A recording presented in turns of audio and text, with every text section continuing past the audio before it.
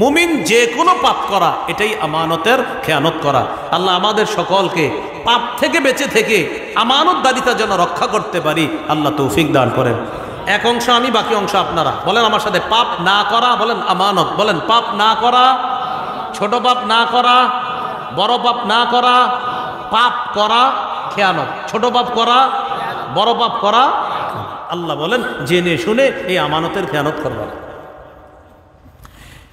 এবার সূরা মুমিন বা সূরা গাফিরের 19 নম্বর আয়াত শুনুন, 24 নম্বর পারা 7 নম্বর পৃষ্ঠা। আল্লাহ তাআলা বলেন ইয়ালামু খাইনাতাল আয়ুনি ওয়া মা তুখফিস সুদূর।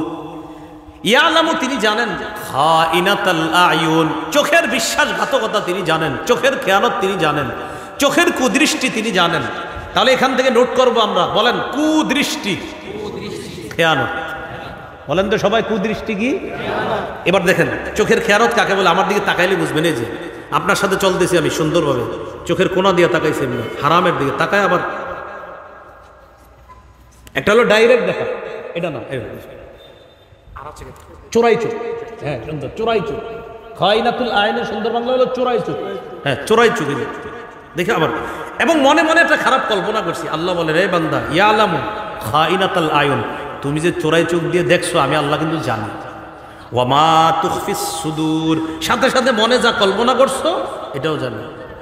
তুমি যে দেখছো এটা আল্লাহ জানেন। ওয়া মা তুখফিস সুদূর, আর মনে মনে গোপনে কি কি কল্পনা করে ফেলছো এটাও আল্লাহ জানেন। আল্লাহ আমাদেরকে এই চোখের কুদৃষ্টি যেটা, এটা থেকে আল্লাহ হেফাজত করেন। এই আয়াতের ব্যাখ্যা ইমাম কুরতুবী রাহমাতুল্লাহ আলাইহি বড় আজীব কথা লেখছে। عن عبد الله بن عمرو بن العاص رضي الله تعالى عنهما أول ما خلق الله تعالى من الإنسان الفرج। আব্দুল্লাহ ইবনে আমর ইবনুল আস রাদিয়াল্লাহু তাআলা আনহু বলেন, যেটা ইমাম কুরতুবী আনছেন, আল্লাহ তাআলা সর্বপ্রথম মানুষের অঙ্গ প্রত্যঙ্গের মধ্যে লজ্জাস্থান সৃষ্টি করছে। প্রিয় ভাইয়ারা, কোন অঙ্গ আল্লাহ প্রথম সৃষ্টি করছে? লজ্জাস্থান। লজ্জাস্থান সৃষ্টি করার পর আল্লাহ বান্দাকে বলছে, হাদিহি আমানাতুন ইস্তাউদাতুকাহা, বান্দা এটা আমি তোমার কাছে আমানত রাখলাম, এটা আমি তোমার কাছে আমানত রাখলাম। ভাই মনের মধ্যে আনেন, রব আমাকে আপনাকে এই লজ্জাস্থানটা দিয়ে বলছে, বান্দা এটা তোমার কাছে আমানত রাখলাম, ফালা তালবাসহা ইল্লা বিহাক্কিন, অন্যায় ভাবে তুমি কিন্তু এটার খেয়ানত করবা না। বান্দা এই লজ্জাস্থান তোমার কাছে আমি আমানত রাখলাম, বান্দা এটার খেয়ানত করবা না তুমি। লজ্জাস্থান আমাদের কাছে আল্লাহ গচ্ছিত রাখছে, আমানত রাখছে।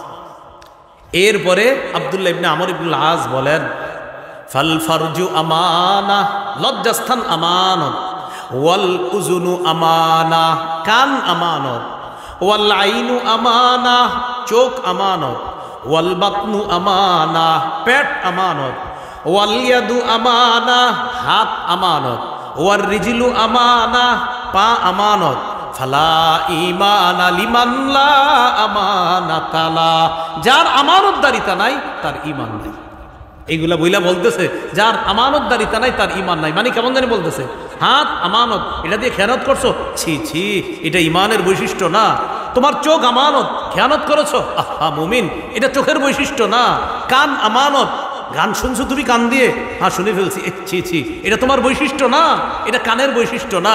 হাত আমানত, অন্যায় কিছু স্পর্শ করছো, হ্যাঁ করে ফেলেছি, এটা তোমার হাতের খেয়ানত হয়ে গেছে, এটা তুমি শিক্ষাস করলা না, এটা ঈমানের বৈশিষ্ট্য না। পা আমানত, এটা দিয়ে সিনেমা হলের দিকে হেঁটে গিয়েছো, এটা ঠিক করো নাই, এটা পায়ের খেয়ানত। পেট আমানত, এটার মধ্যে হারাম কিছু ঢুকিয়েছো তুমি, হ্যাঁ না, এটা অন্যায় করেছো তুমি। তো শেষের দিকে বলতেছে যার আমানতদারিতা নাই তার কেমন যেন ঈমান নাই, কেমন যেন ঈমান নাই, মানে ঈমানের মধ্যে মজা নাই, শক্তি নাই, ঈমান দুর্বল হয়ে যায়, ঈমান নিষ্প্রভ হয়ে যায়। ঈমানটা আলোকিত থাকার কথা, এটা আস্তে আস্তে নিবু নিবু হয়ে যায়। আল্লাহ আমাদেরকে হেফাজত করেন। এবার একটু আমরা সবকের মতো বলে ফেলি, লজ্জাস্থান বলেন আমানত, লজ্জাস্থান, কান, চোখ, মুখ, হাত, পেট, পা, যার আমানতদারিতা নাই তার, আল্লাহ আমাদেরকে কথাগুলো মনে রাখার তৌফিক দান করেন। এবার আসি, ওয়াদা ভঙ্গ করা এটা হলো খেয়ানত, ওয়াদা রক্ষা করা এটা আমানত, ওয়াদা ভঙ্গ করা এটা খেয়ানত। সূরা মাইদা 13 নম্বর আয়াতে আল্লাহ তাআলা বলেন, ফাবিমা নাকদিহিম মিসাকাহুম লাআন্নাহুম ওয়াজআলনা কুলুবাহুম কাসিয়া। ইহুদিরা ওয়াদা ভঙ্গ করার কারণে আমি আল্লাহ তাদেরকে রহমত থেকে বঞ্চিত করলাম। ওলামায়ে হযরত যেহেতু আছেন এই জন্য বলছি কথাটা, লাআন্নাহুমের শাব্দিক অনুবাদ আমি আল্লাহ তাদেরকে অভিসম্পাত করলাম। আল্লাহর অভিসম্পাত করা মানে রহমত থেকে বঞ্চিত করা। এই জন্য লাআন্নাহুমের অনুবাদ আমি করেছি রহমত থেকে বঞ্চিত করলাম। লাআন্নাহুমের শাব্দিক অনুবাদ হলো আমি তাদেরকে অভিসম্পাত করলাম, আর এটার সুন্দর অর্থ হলো রহমত থেকে বঞ্চিত করলাম। ফাবিমা নাকদিহিম মিসাকাহুম, ইহুদিরা ওয়াদা ভঙ্গ করার কারণে লাআন্নাহুম আমি তাদেরকে অভিসম্পাত করলাম, আর সুন্দর বাংলা রহমত থেকে বঞ্চিত করলাম। ওয়াজআলনা কুলুবাহুম কাসিয়া, তাদের অন্তরগুলা শক্ত বানায় দিলাম।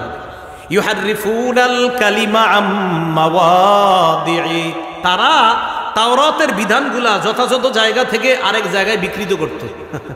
তারা তাওরাতের বিধান ইউহাররিফুনাল কালিমা আম মাওয়াদিই, আসল জায়গা থেকে পাল্টায়া দিত তাওরাতের বিধানগুলা।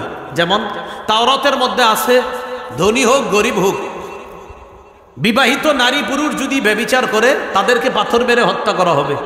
ধনী হোক গরিব হোক, অবিবাহিত নারী পুরুষ যদি ব্যভিচার করে তাদেরকে বেত্রাঘাত করা হবে। এটা কোথায় আছে? তাওরাতে।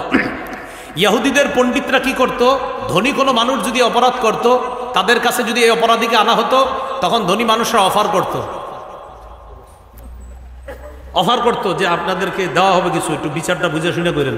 তখন পাদ্রীরা বিচার করত, তোমরা দুইজন যে ব্যভিচার করছে, এই দুইজন যাদেরকে নিয়ে আসছো তোমরা ব্যভিচারে ধরা খাইছে তারা, তাদেরকে তেমন কিছু করতে হবে না। সামনে যারা এরা মনে করে হইতে পারে এটাই আসল কথা। হ্যাঁ, 3 পাড়ায় কিন্তু এই কথাটা আছে হযরত, 3 পাড়ায় এই কথা সুন্দরভাবে আছে। 3 নম্বর পাড়ায় কথাটা আছে, 3 নম্বর পাড়ায় আছে।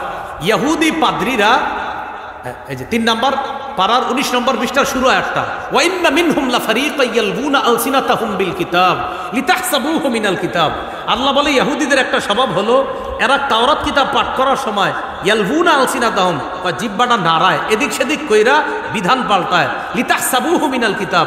আল্লাহ বলে সামনে যারা আছে তোমরা যেন মনে করো এটা তাওরাতেরই অংশ, আমা হুয়া মিনাল কিতাব। আল্লাহ বলেন অথচ এটা তাওরাতের না। ওয়া ইয়াকুলুনা হুয়া মিন ইনদিল্লাহ, আর পাদ্রীরা বলে এটা আল্লাহর কথা। আল্লাহ বলে আমা হুয়া মিন ইনদিল্লাহ, অথচ এটা আল্লাহর কথা না। তো সামনে যারা থাকে ইহুদি পাদ্রীরা যখন বিধান বলে এরকম করে, হ্যাঁ হইতেও পারে, হ্যাঁ এটাই মনে হয় আছে তাওরাতে। পাদ্রীরা যা বুঝায় এটাই। তখন আল্লাহ বলে ইউহাররিফুনাল কালিমা, আপন জায়গা থেকে তারা কথাটা পাল্টায়া তখন কি করে মনের মতো একটা ব্যাখ্যা দিয়ে দেয়। তাহলে বলেন তো, বিবাহিত ধনী হোক গরিব হোক তাদের বিচার কি একই? এরা ধনীদেরকে অর্থের বিনিময়ে 2-1টা আঘাত করে ছেড়ে দিত, আর গরিবদেরকে যথাযথ বিচার করত। এইভাবে তারা তাওরাত বিকৃত করে ফেলত। আল্লাহ তাআলা বলেন আমি আল্লাহ তাদেরকে এই ওয়াদা ভঙ্গ করার কারণে, ওয়াদা কি? আমার তাওরাতের বিধান যথাযথভাবে প্রয়োগ করা, এটা হলো ওয়াদা। এই ওয়াদা ভঙ্গ করার কারণে আমি আল্লাহ তাদেরকে রহমত থেকে বঞ্চিত করলাম। এবার আসি আমাদের ধর্মের গ্রন্থের নাম কি? কোরআনের সব বিধিবিধানগুলো রক্ষা করা, এটা হলো ওয়াদা। এটা হলো